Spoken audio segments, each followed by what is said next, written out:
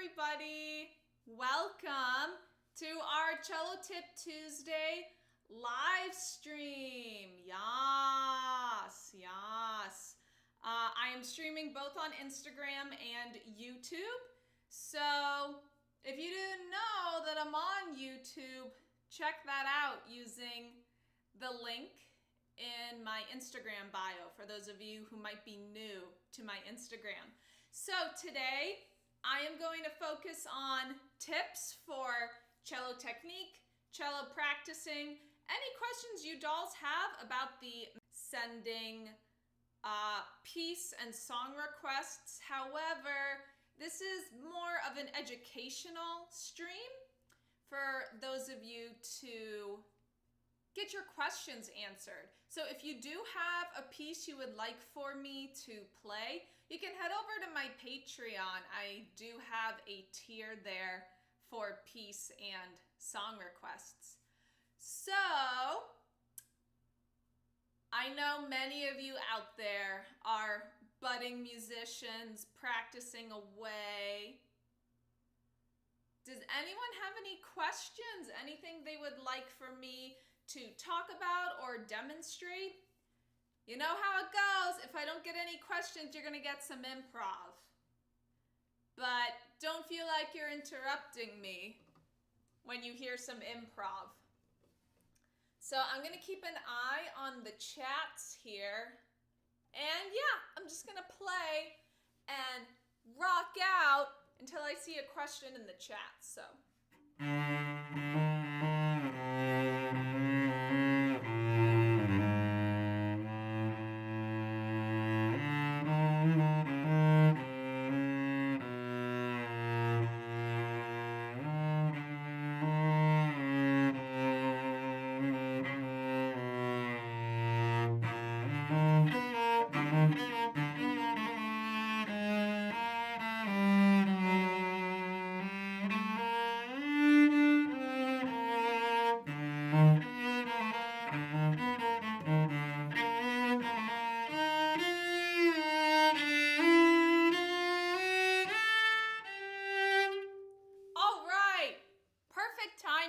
For our first question. Hi, right back at you. What's your advice on improving intonation? Oh boy. It's a beautiful question. It's an absolutely excellent question. There are just so many different answers that I can give to this. But the first thing I have to tell you is this is something that is such a long-term journey, basically something you're going to be working on your entire life is intonation accuracy. So I don't mean to say that in a discouraging way. I'm saying that because I don't want anyone to expect results overnight. It is something you will always be working on. And I'm going to tell you a little bit about what helped me work on my intonation. And what I will also tell you is as you get better at training your ear and getting the proper muscle memory, your standard of intonation is going to get pickier. So the way I was told about it once, they said, don't worry if you think you're getting worse. Sometimes some people feel that way when they work on intonation. And that's not really the case. It's just your standard of hearing has gotten so much better that you are going to have higher standards for yourself and your intonation. So I have to get that out of the way because it's a noble journey you want to go on, but it is a long road. So something I will say, a couple really great things. Number one, playing Bach, especially if you are a string player. I'm not, the doll that posed this question, I'm not sure if you are a string player, but I know Bach is such an incredible way to train your intonation because it follows a lot of standard practices in terms of how the music is written. Bach really set a standard for everything that came after Bach. And with his music, your central pitch or your tonic. So let's say the G major prelude everyone loves,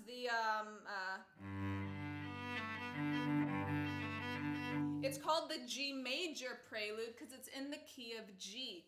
And that is so, okay, yay, you are a cello player, great. That is so central to the Bach cello suites, that note of G.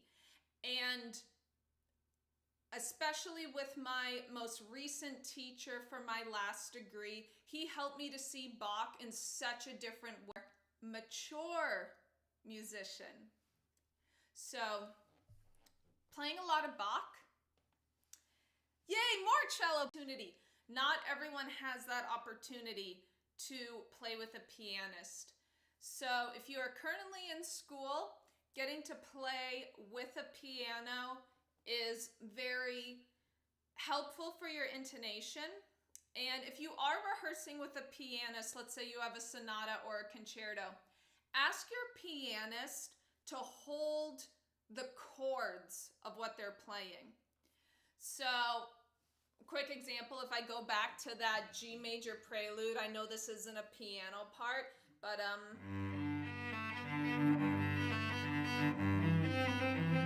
if in playing the chords,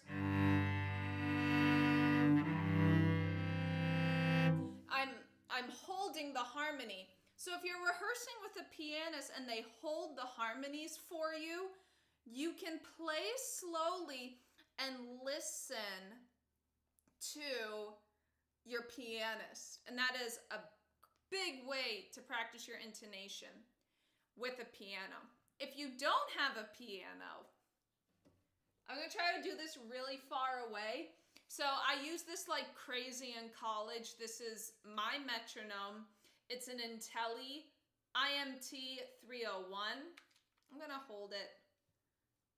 Oh, since I'm on selfie mode on Instagram, you're seeing it backwards. But this is what it looks like, and I'm going to show it to YouTube here. And this metronome is great because it has a drone on it. So if you don't have a metronome that has a drone, you can find an app for your phone. You can Google or search for one on the internet and find a website. And what a drone does, so I don't want to blast your ears, so let's, oh. So let's say I'm working on the Bach G. It's on G right now. So I have open strings to start.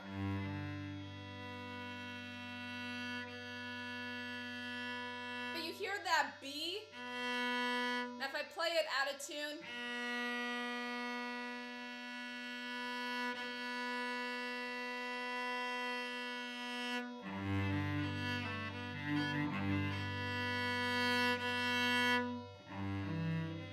now if you want to be picky, that's an A minor chord. You could go to A and tune it, but honestly, since your piece is in G, since your piece is in G, that's a great way to start, is to just play with your tonic pitch on a drone, and that way, and this is going into my final tip, and I know this is a long answer, and I'm really trying to condense it because you can do a whole YouTube channel on how to work on intonation. I do have a video on YouTube that explains different types of intonation, which I won't get into because that's a very long explanation. But I do have a vlog with kind of the basics of what intonation means and how to listen for it. So check that out.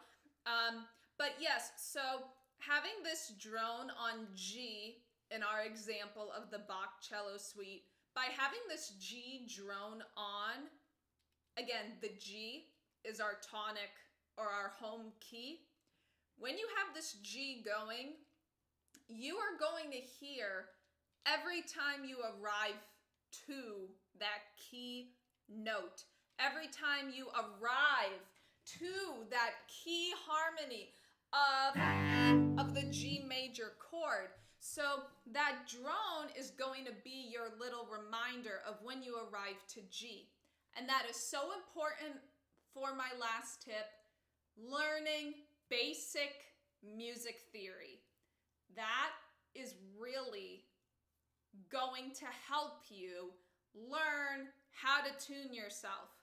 So if you, at the time when I was in undergrad and I was in an advanced music theory class, I didn't realize how lucky I was to have music theory instruction so easily accessible to me in college. And I know not everyone has that.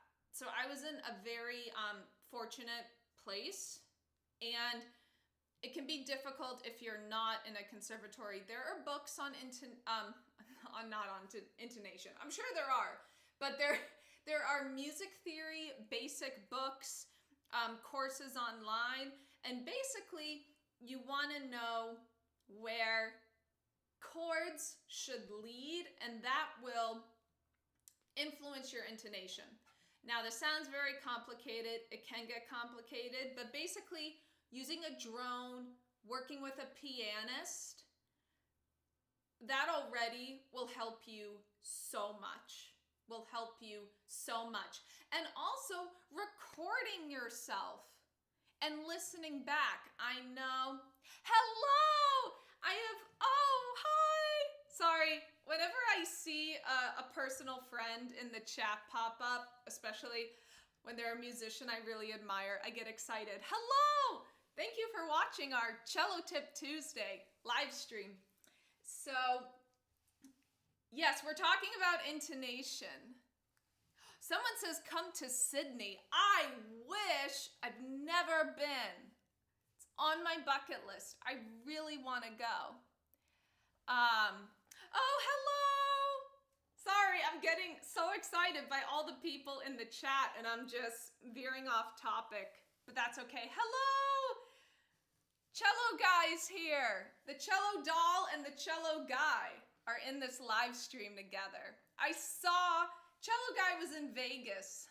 At the time, that was one of the only times I was away from Vegas. So we were ships passing in the night and I just missed you, but you will be back, I am sure. And then we can finally meet in person. Yay! So, intonation. I was talking about music theory. Knowing basic music theory. And when I say that, certain chords are going to lead places. For those of you who might be involved in more popular styles of music, pop, jazz, you will hear the term a chord progression, an ordering of chords. And there's a certain formula for catchy ways of chords to be ordered. I just really condensed that for you. But basically, think about it this way. Oh, thank you. I'm so glad you enjoyed these streams. Thank you.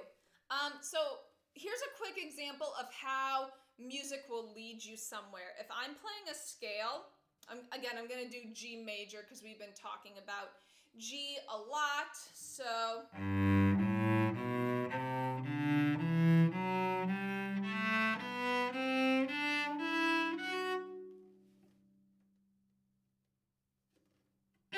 you're like, oh, play the final note. Play it. Have you ever had someone do that to annoy you? Oops, sorry.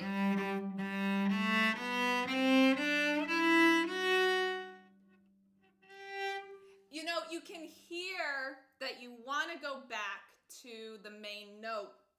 So that is a very, very basic example of what I'm talking about, how notes have a tendency to lead places. And when you're set up that way, it's going to involve how you tune things. And the way to be knowledgeable of that is to know basically first year music theory, you will learn a lot about chords and the ordering of chords. But again, if you're thinking cello doll, that is a lot of info. I don't know what to do with it. Then start with your drone on your home pitch.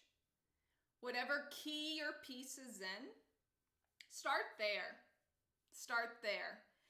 And the other thing, if you have the opportunity to play with a piano, if you are in college or you rehearse with a pianist with your private teacher, excuse me, if you have those opportunities, working with a pianist can be very helpful. And also talking with your teacher about exercises. But that's kind of what I did in college. My entire freshman year, I played with a drone pretty much all of the time. All of the time. It was a lot. It was a lot. So, yeah. I also saw a comment on YouTube that YouTube itself has a lot of people posting drones on YouTube. So you could find drones on YouTube. You could find chord progressions on YouTube to play along to. So honestly, someone used to study in London. Very, very nice. I love it when my dolls share facts in the chat. So yeah, you know, there is so much more accessibility on the internet. You know, I like having this drone. I'm a little old-fashioned. I like this because I don't need the internet when I'm practicing. You know, I can take this with me if I want a metronome or a drone. But again, you can get apps on your phone. You can go to YouTube and find metronomes and drones. So that was a really, really long explanation. However, I think it's very important. So thank you for asking such a very important question. Yeah. Oh, you're most welcome. So, and the other thing too, you can, I will say I did get a little bit obsessive with the drone. So you have to be careful that you turn it off occasionally because it can be a little disorienting. Drones, for some reason, tend to have a sharp sound to them too, so they can be hard to play with for long periods of time. So give your ear a break, record yourself, and yeah, recording yourself is a great way to monitor your intonation as well. Someone asked in the chat if I speak French. Parlez-vous en français? Un peu. I took French on and off for about 5 years in high school. You know, high school and undergrad, when you had to study another language. So it's a little fun fact. I speak a little bit of French. I'm much better at reading it than speaking it, as it tends to be.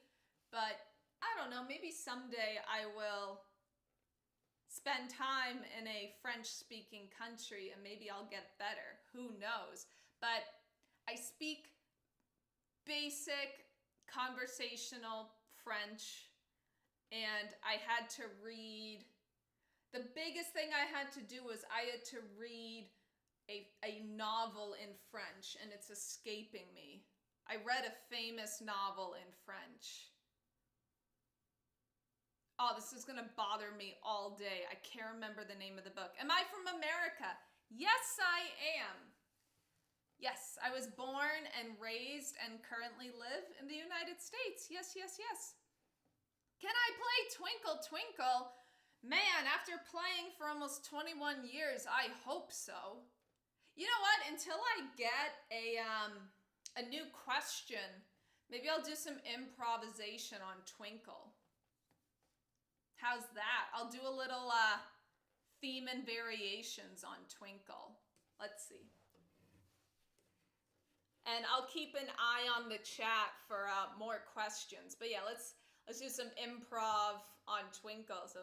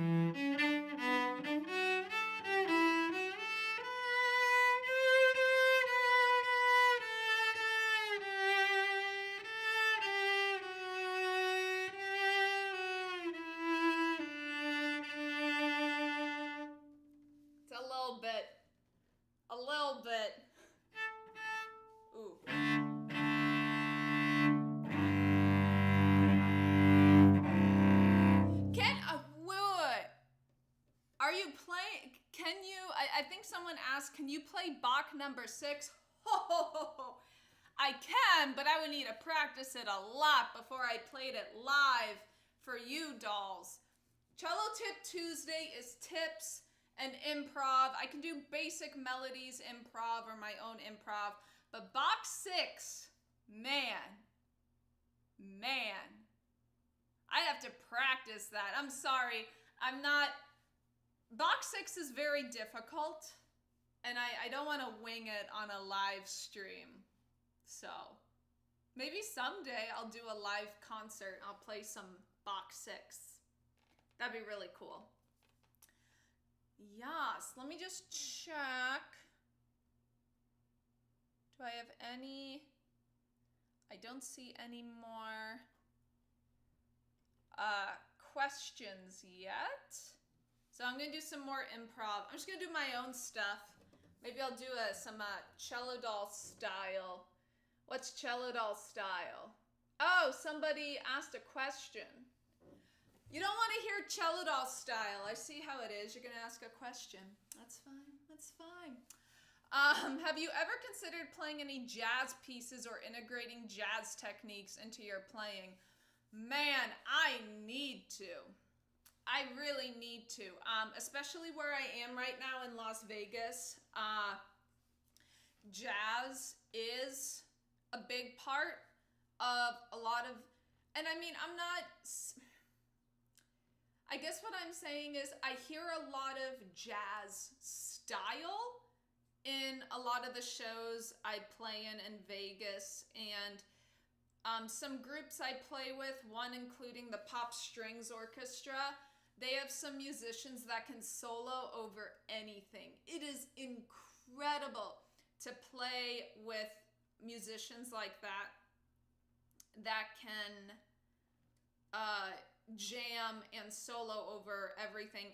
And we do play some arrangements of jazz tunes and things from that era. But in terms of solo cello, I've done a little bit of Gershwin, but I haven't really done a deep dive into other areas of jazz, and I really want to, because I want to become more, I want to be a chameleon. You know, I love classical music. That will always be my home base, my origin story. But you know, if any of you out there have any recommendations for jazz pieces you might have heard on cello, or any cellists who play a lot of jazz, send me a message. I would love to educate myself more in that. So that's something I definitely want to do more of. And I have been doing more improv soloing in Vegas, which is exciting. I've done a little bit more. I want to do much more, that's for sure. Patience in the chat, thank you. Thank you. I will definitely write that down after this stream. But I hear, when you listen to a lot of people solo, you hear certain techniques they do. And I think that's a big part of jazz, is learning kind of these musical devices or techniques. I mean, the thing I can tell you quickly, I'm gonna equate this to rock. You know, when you hear, because I've been playing mostly rock, a lot of rock songs, a lot of rock covers in Vegas. A lot of times, this idea of playing a perfect fifth, I call it a barred fingering, because you're playing across the finger. You know, I like to think, that sounds rock, that sounds like rock. So I'll do it again.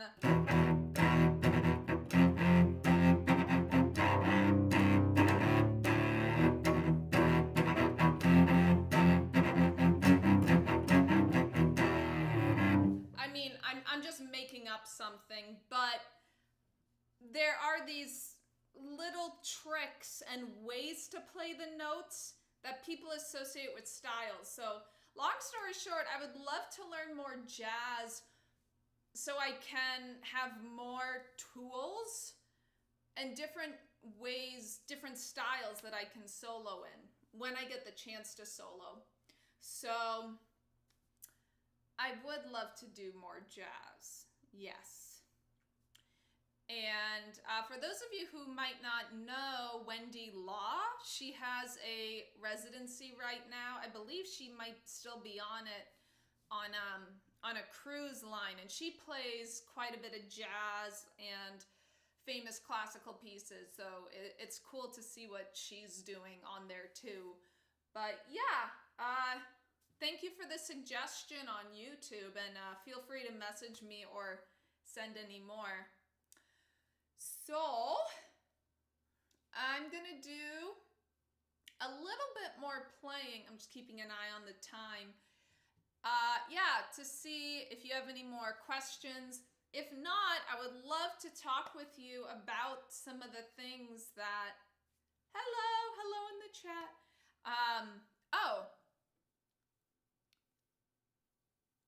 Oh, someone's talking about humoresque. I think that's the one,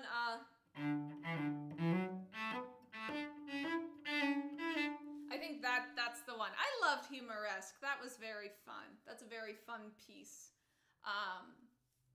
Also in the Suzuki books.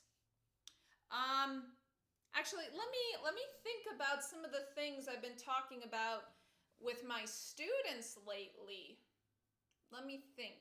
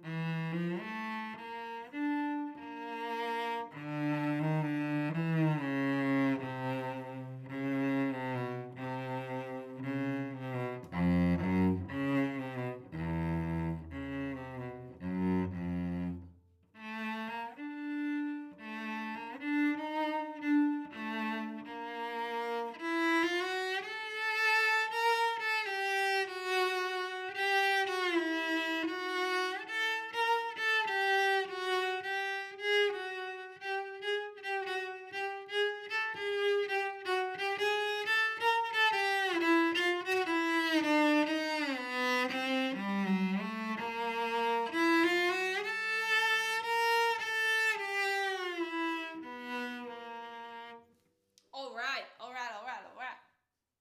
So I'm going to talk really quick and plug a vlog I made on YouTube about bow use in beginner cellists. But I want to expand on that too and kind of give some more advanced bow tips. One thing that because I've been talking about this a lot in my teaching recently as well, is kind of the bow length.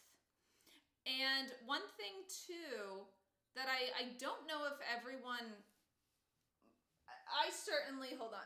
Oh, I need some water. Sorry.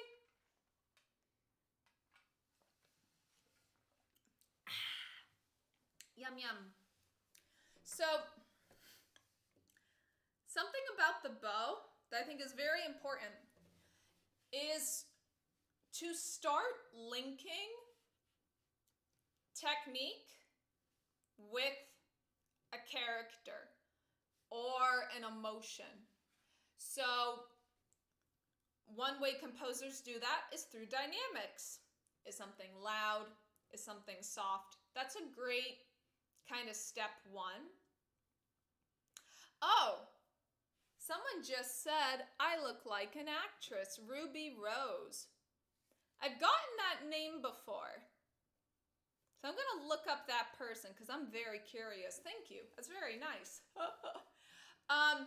So yes, and I'm talking about this because this is something you can think about at any level, whether you're a beginner, whether you're intermediate, whether you're advanced. Associate technique with a character or an emotion. So Let's take one of my favorite pieces, the beginning of the Shostakovich Cello Concerto. Love the Shostakovich Cello Concerto. And to the opening, let's talk about that for a second. You know, I'm at the frog. I'm using kind of a chunky, choppy bow stroke, and that gives it kind of a serious, a very serious character, a very stark character, and that's kind of what choppy bows can give you. Heavy, choppy bows. I'm going to do different notes.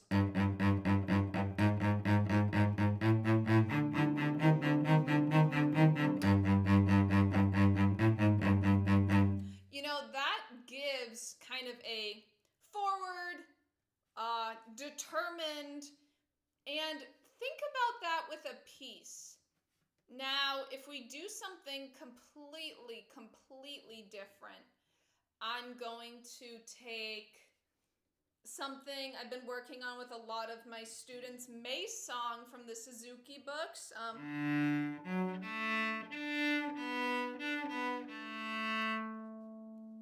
That is totally different. This is kind of like singing, sunshine, bright. May Song on the last day of May. Holy cow! May Song on the last day of May.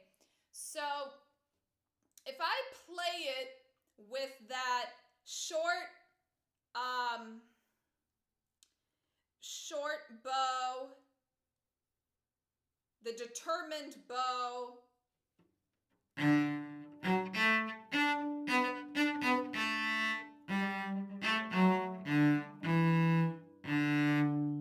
it's a very different sounding piece than if I use a light flowing bow.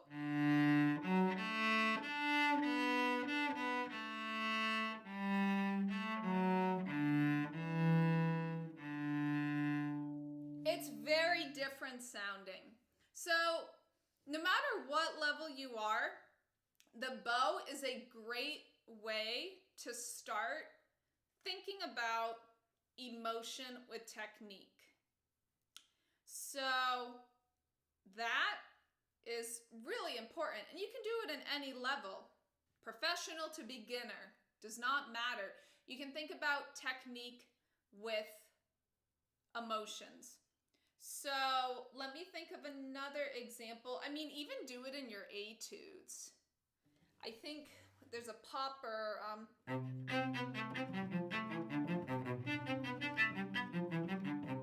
I believe that might be popper 1. And that's a very springy, light bow off the string.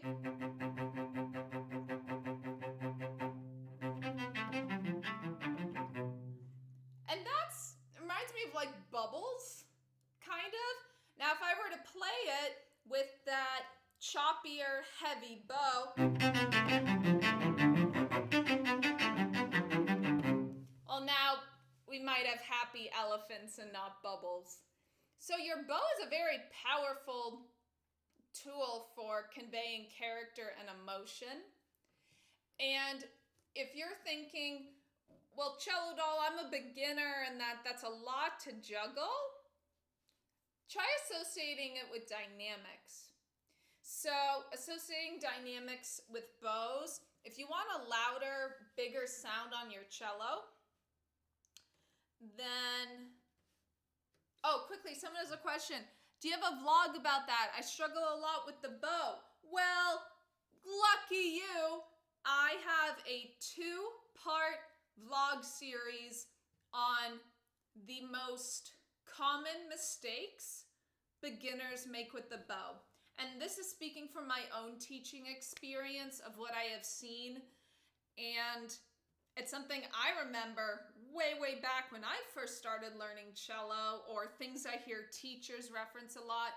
So check that out on YouTube. It's a 2-part vlog series on the most common mistakes and I give you tips on how to practice them. So I don't just sit there and say, this is what's happening, this is what's incorrect.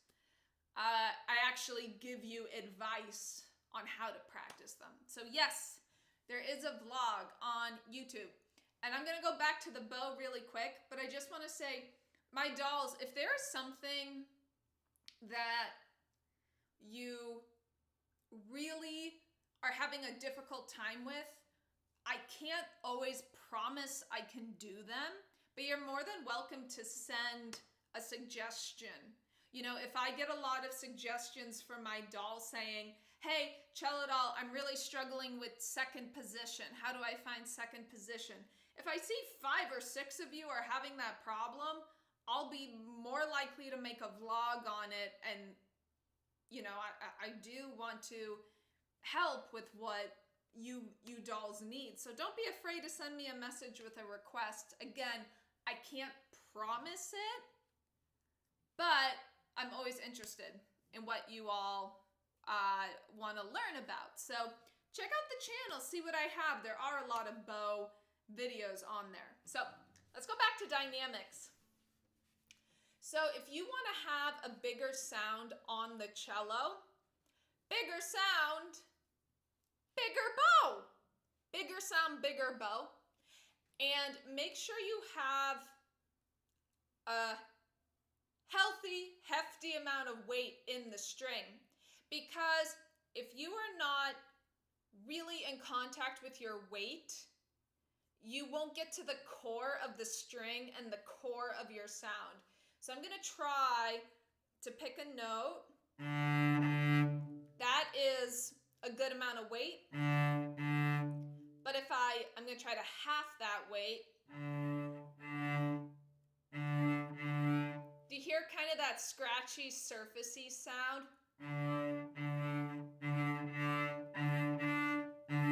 If you hear that, it means you don't have enough weight. So feel your weight in the elbow sinking. Feel the weight in your shoulder sinking. So if those two things are low, and here's a tip. Everyone approaches the string from above. Look at what happens. This is all up. If you approach from above. Try coming up your leg from the bottom. So don't approach from the top. Try a couple times, your elbows by your hip. You bring the bow up, coming from the bottom. And that's going to help your body to realize, what is the lowest point that I can do this? Rather, if you come from above, you have no frame of reference sometimes. I mean, some people can naturally do it well, but just an idea. And I realized, you know, I never really had someone have me approach from the bottom of the instrument. So I'm coming up by the tailpiece. So that's something you can do to get in touch with your weight. Also, shorter bows help. So you can feel that weight in there. And you can hear this is louder than.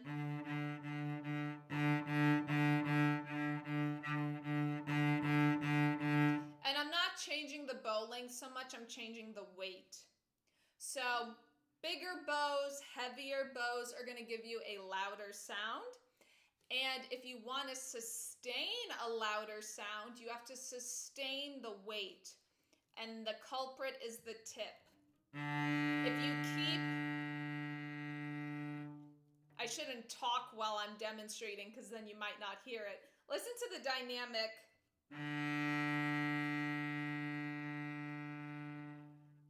There's a diminuendo because my source of weight is going away. So you have to lean in a little bit with your arm. As you go to the tip, you lean in. So I'm trying to demonstrate without vibrato, but... So I raise a hair and I return. I raise a hair and I return.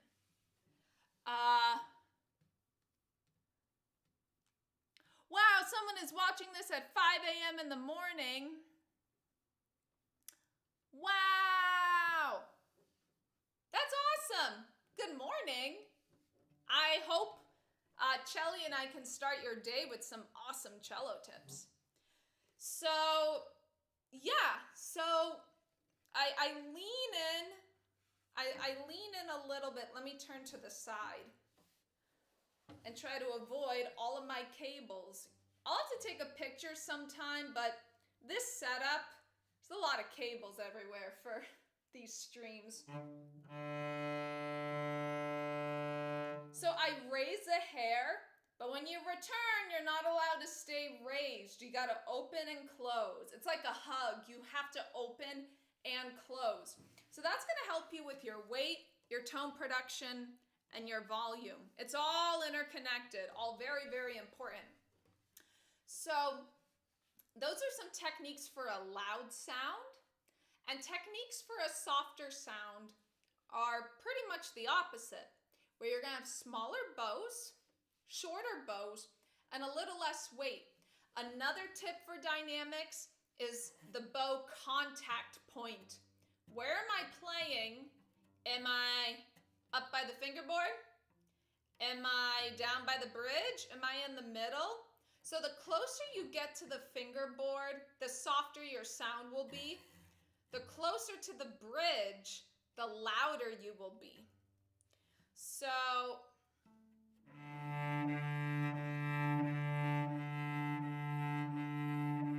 and this kind of gives an airy, I like to think of it like a soft wind in a forest. Like you're walking at dawn when there's dew on the grass and the sun's just coming out, you know?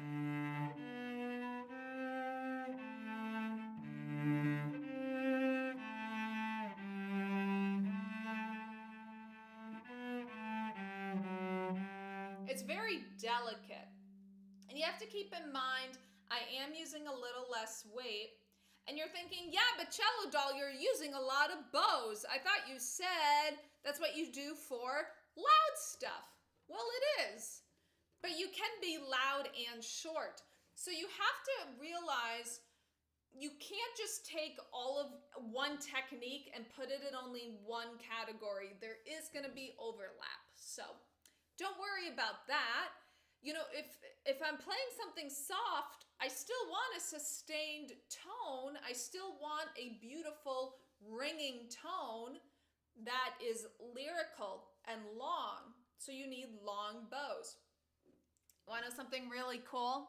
I thought of, took me until college to think about it this way. Vocalists, brass players, woodwind players, you have your breath. Your diaphragm, your breath, that is your support. That is what gives you, now fun fact, I had a little bit of brass playing experience way back in the day. I'm not a professional, but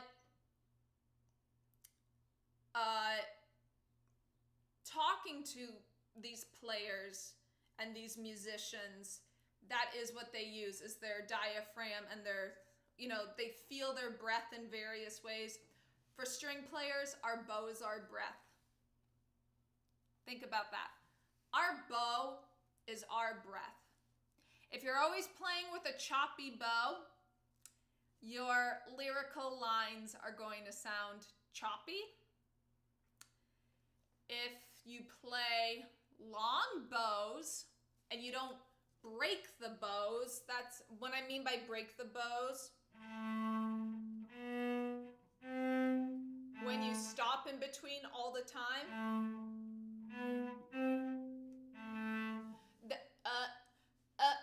It's like you're taking a breath on every single word. So think about that. Your bow is your breath. And if you are singing through the cello, you don't want a choppy breath. I just thought that was something, a really cool way to think about the bow. You know, because as a string player, yes, we need to breathe. We need to release tension and breathe. But our breath isn't going into the instrument and producing a sound. So your bow is your breath. So that was a long way of me to say you will have there will be some overlap. It's not, I'm not saying, oh, you will only be long when you're loud. You can have long notes that are soft.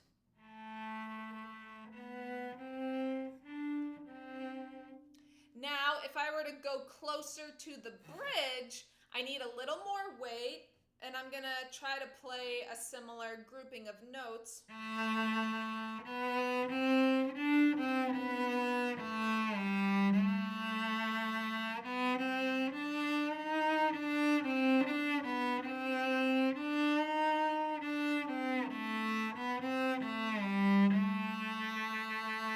And you can hear the sound has more core, it has more presence, and it's a little more meaty. And that's what you get by playing closer to the bridge. And you're wondering, oh, that might be why my teacher is always saying, move your bow down, move your bow down, move your bow down, because they want you to get more variety and colors in your sound. That's why that can happen. So I'm just checking on my chats, making sure I don't have any lingering questions. I love some of these comments I'm getting about how you dolls like to think about different tone colors. That's amazing. And again, I don't want to break it down to a science, but I think it's a good way to start that mindset is to associate technique with an emotion or a color or a character.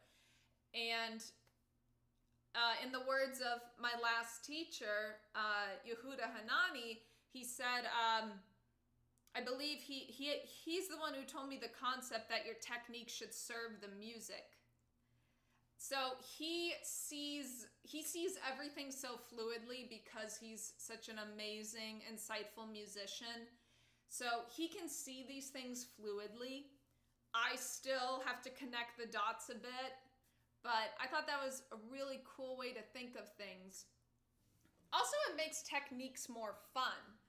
So, soft. You can use shorter bows too. You can use shorter bows that are loud. The Shostakovich Concerto again. Those are loud and short. So, you have a lot of things you can experiment with.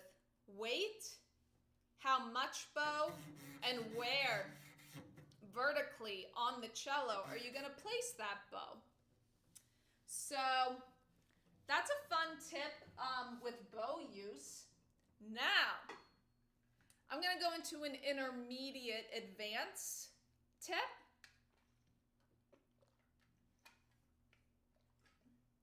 We're going to talk about color in the left hand for a second. So we talked a lot about the bow. Let's talk about the left hand.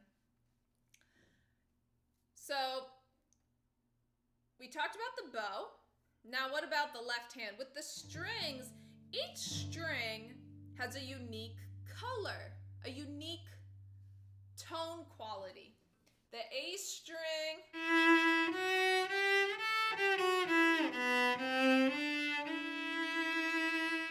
it's the brightest string, and it tends to be the loudest string.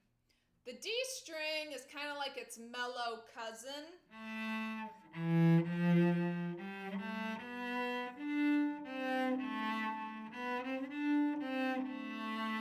The G string gets some of the heft back and tends to project a little bit better than the D string.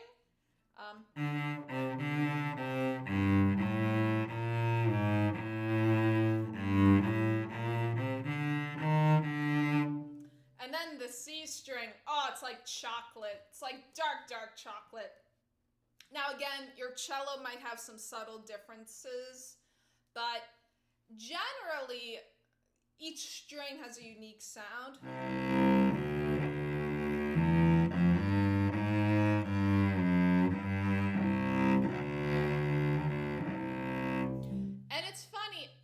I kind of, you know what I think about for strings? I think of the A as like bright sunshine, bright,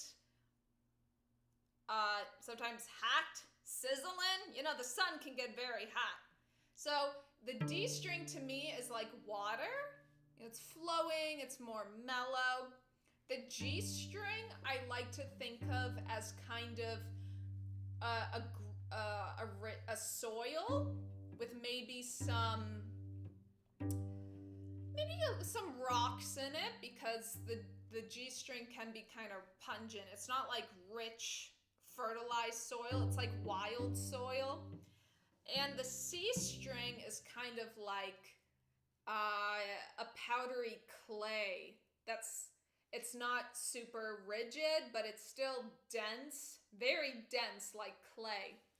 I don't know why, but I tend to see the strings kind of like that. And the whole reason I'm going into this is as you shift, you learn how to shift, certain notes on your strings will overlap. So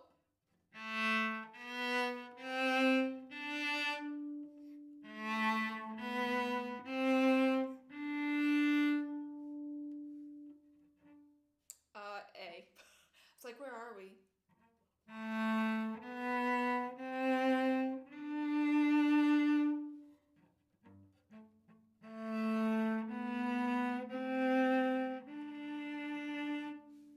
I played the exact same notes. It sounded very different tone-wise, so.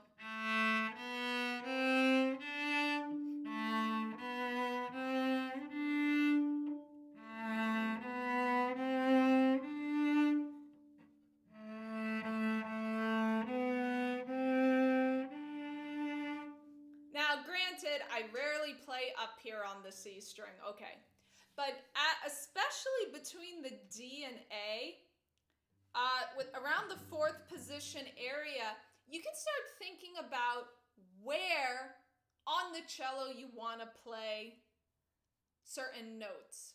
So someone mentioned twinkle earlier.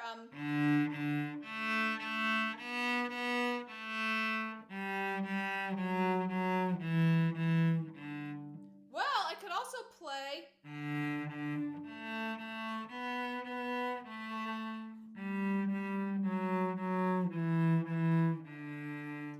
That one's a little calmer, maybe a little more like a lullaby. It's a little softer than the open strings. And this is an intermediate and an advanced idea. And it's something I really use to encourage my students to not use open strings all the time, because you can't vibrate on an open string. The amount of expression can be kind of limited, as opposed to having a note you can eventually vibrate on and things like that. So I would say, especially those of you who are comfortable up until 4th position, challenge yourself to not always play in 1st position.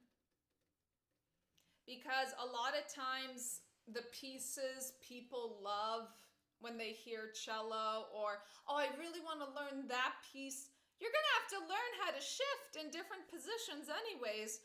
So you can think about that, and a way to do that is to take one thing that's really cool to do. Those of you who are intermediate, go back to your very first book. Maybe it's Suzuki book 1 if you do Suzuki, or whatever method book you use. Go back to the very first piece you learned. Do not play it in 1st position, and see how different it sounds. So in Suzuki, the first piece you learn is French folk song.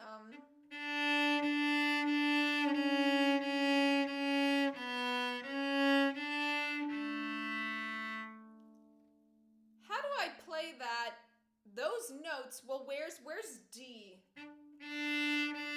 If you're intermediate or advanced, you've learned about this harmonic.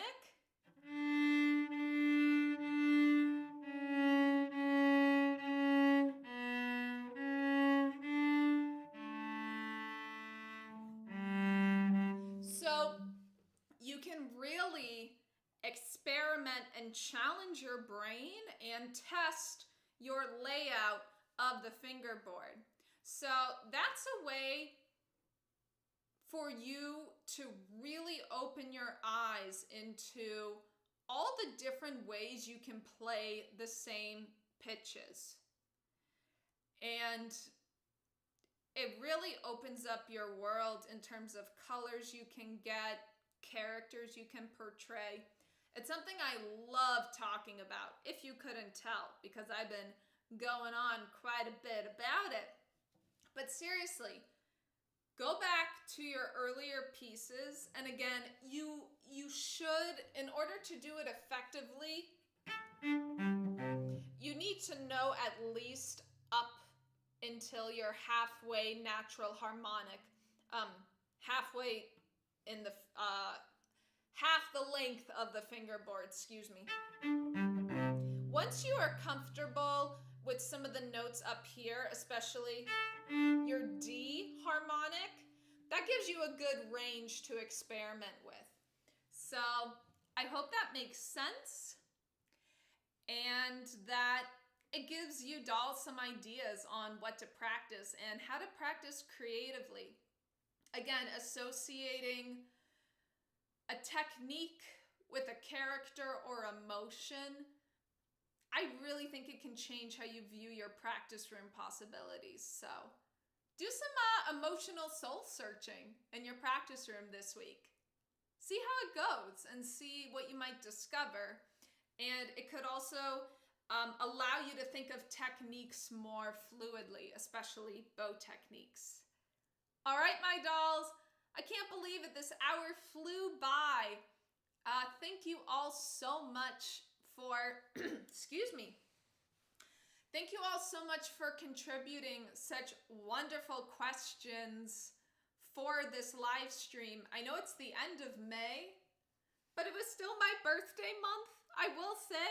And this was a super, super awesome live stream. So ending the May month with a bang, a beautiful live stream. Thank you all so much for your contributions.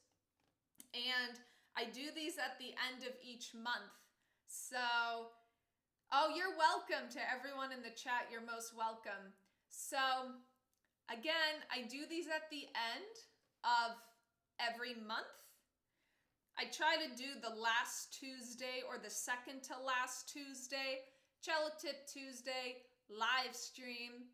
And thank you all so much for joining today. And quick plug, if you are new to the Cello Doll experience, I guess we can call it that. If you are new, you can follow me on Instagram, Facebook, YouTube, and TikTok. I need to start posting on there a little bit more, but I do share some of my stuff on TikTok as well. Yes, my dear friend Frank Bell says woot woot, and I agree. It's very woot woot worthy. Yes, thank you, Frank. So I will see you all next month. Oh, and the final thing, I am on Patreon if you want exclusive VIP content that I don't post anywhere else. So you get exclusive Cello Doll goodies such as MP3s and discounted lessons. So check that out. You can find it in my bio or About Me section on YouTube. All right. Have a wonderful rest of your day or morning or night, wherever you are. And thank you. Thank you all so much. Bye from me and Shelly. Goodbye.